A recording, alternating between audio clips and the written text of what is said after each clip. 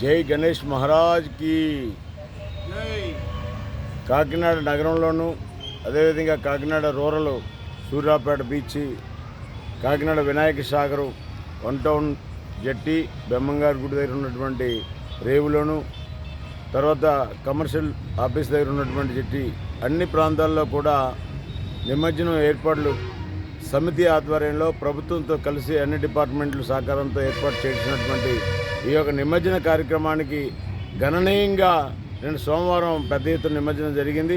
ఈరోజు సెంటిమెంట్గా మంగళవారం అయినప్పటికీ కూడా అన్ని రేవుల్లో కూడా నిమజ్జన కార్యక్రమం పందిర్ల యొక్క కమిటీ సభ్యులు వచ్చి నిమజ్జనం కొనసాగిస్తున్నారు.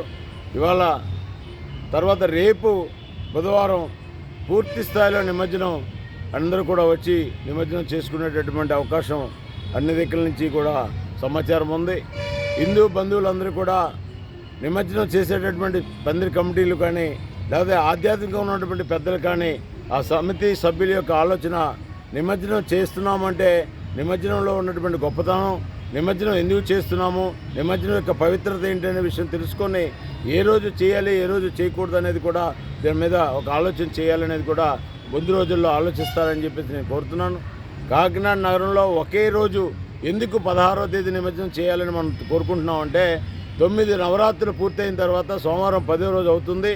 ఆ 9 నవరాత్రులకు ఒక ప్రత్యేక మన యొక్క సాంప్రదాయాలు ఉన్నాయి. దాని ఆధారంగా 10వ రోజు నిమజ్జనం అందరం కలిసి సామూహికంగా నిమజ్జనం చేసినప్పుడు స్వాముల వారు ఒకరింటికాల ఒకరు వచ్చినప్పుడు మన యొక్క పండుగ వాతావరణం, అదేవిధంగా భక్తులందరూ కూడా వెనకాల నడిచి వస్తుంటే ఒక పెద్ద ఊరేగింపు కింద హిందువుల ఐక్యతని దాంట్లో మనం చూడాలి. హిందువుల యొక్క సనాతన ధర్మాన్ని అందులో చూడాలి.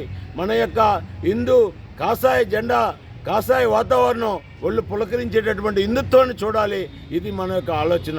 కాబట్టి దయచేసి నిమజ్జనం చేసేటటువంటి వారు, చేయించేటటువంటి వారు ఈ యొక్క నగర గణేశోత్సవ సమితి వారు చెప్పినటువంటి విషయాలని అర్థం చేసుకొని వచ్చేటటువంటి రోజుల్లోనైనా సరే ఐక్యత చాటుకుందామనే ఆలోచన మనసులో రావాలి.